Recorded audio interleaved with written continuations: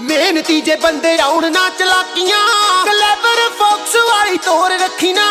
ਮਿੱਠੀਆਂ ਗੱਲਾਂ ਚ ਬਾੜ ਕੇ ਨਹੀਂ ਮਾਰਦੇ, ਲੱਡੂ ਬੰਦਿਆਂ ਦੀ ਹੱਥ ਵਿੱਚ ਡੋਰ ਰੱਖੀ ਨਾ। ਕਰਦੇ